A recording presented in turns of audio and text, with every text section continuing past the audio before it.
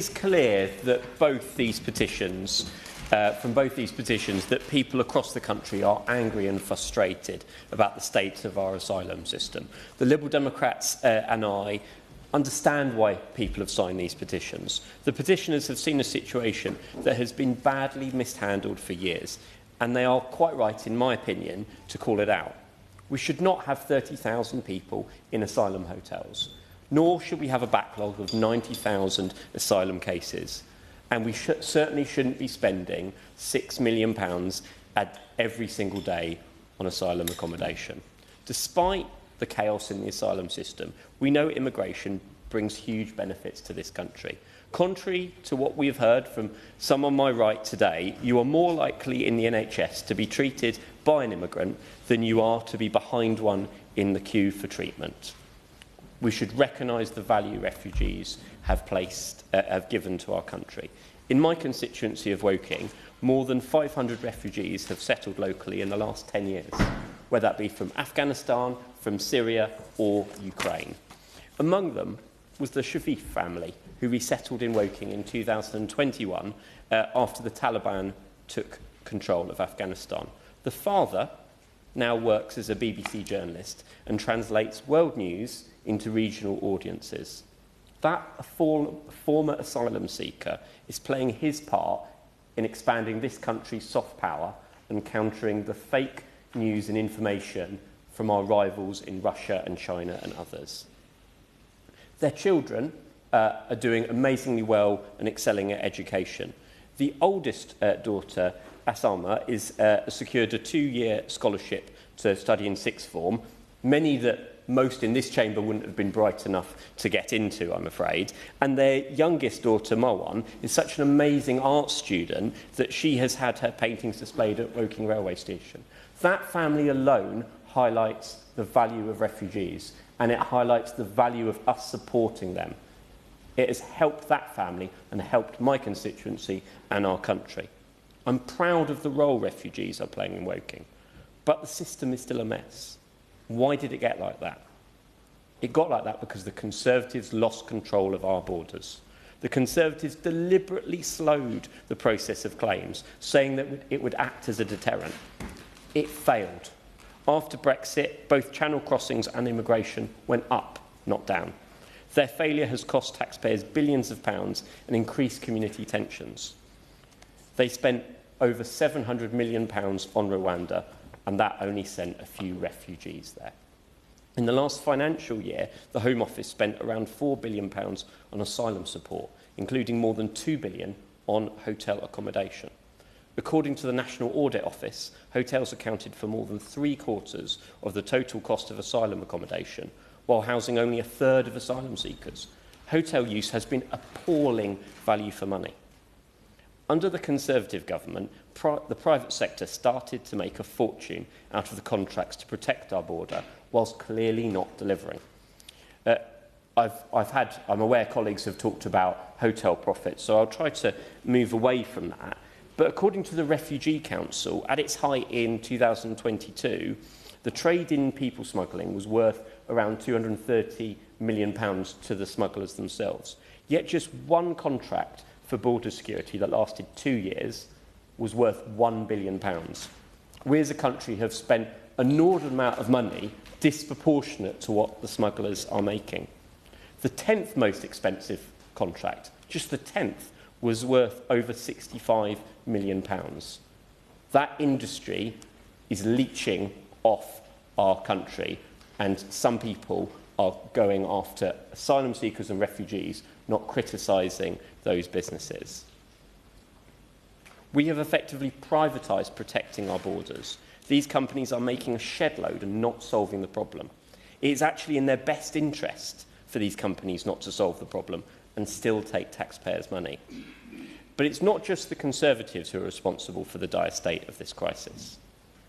To the members for Boston and Runcorn, and above all, Clacton, that your politics is at fault for causing this problem. We no longer have the Dublin rules under the European Union after Brexit, so we can no longer automatically send back people to Europe. The Migration Observatory of the University of Oxford has called this the the Brexit effect. Asylum seekers are trying to reach the UK because they know they can't be returned.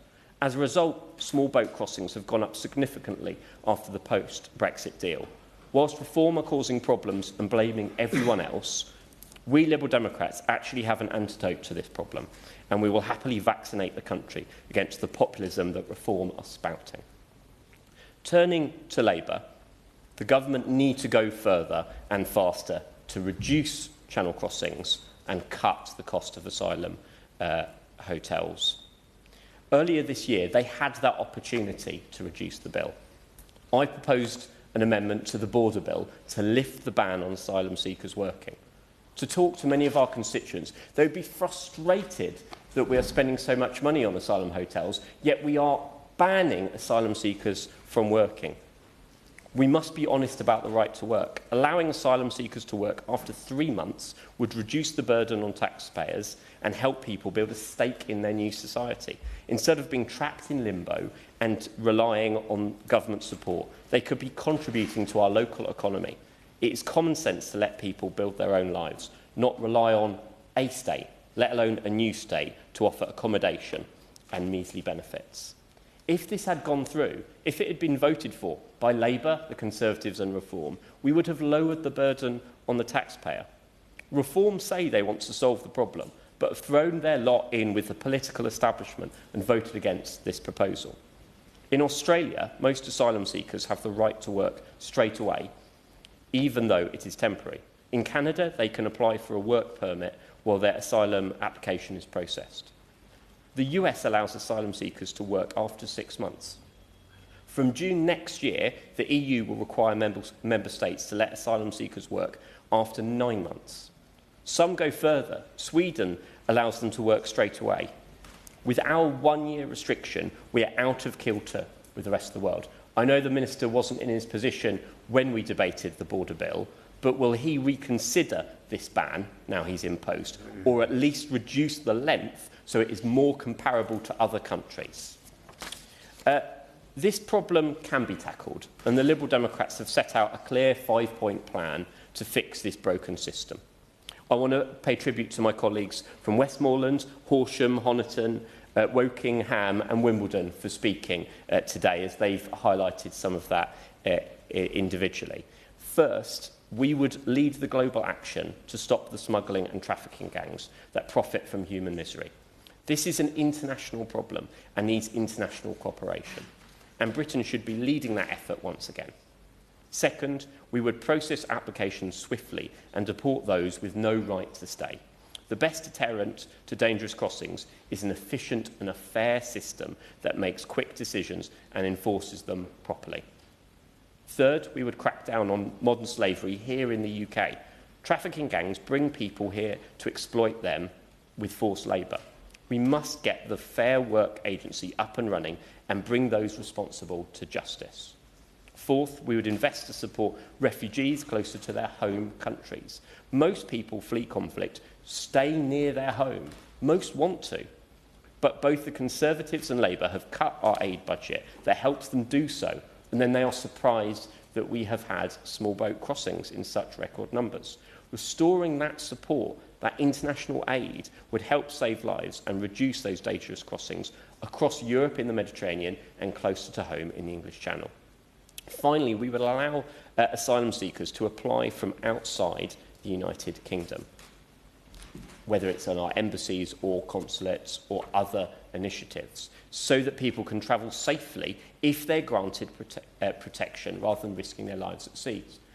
How successful has the Ukrainian visa scheme been, where we've had almost no Ukrainians make an illegal route, an illegal crossing? We need to have safe, legal routes. This is what a fair deal on asylum and immigration system would look like. It would save taxpayer money, it would restore public confidence, and it would uphold Britain's proud tradition of offering sanctuary from those fleeing persecution. Reform, like many of the private sector companies that I've already highlighted, have a perverse incentive to keep the migration crisis going. They want all attempts to stop the boats to fail so they can continue to profit politically from this crisis. They want migrants to come across so the country stays cross. The remedies they are selling would make the quacks of old blush. That these snake oil salesmen are not to be trusted. To the people of Woking, in my constituency, and others across the country who have signed these petitions, I want to say this. I'm sorry the Conservative mismanagement has broken our system, and that Reform's Brexit tore up the Dublin rules that stopped the Channel crossings in the first place, and that Labour's border bill does not solve the problem. That's why we've come up with a plan. The Liberal Democrats do have an antidote to this crisis.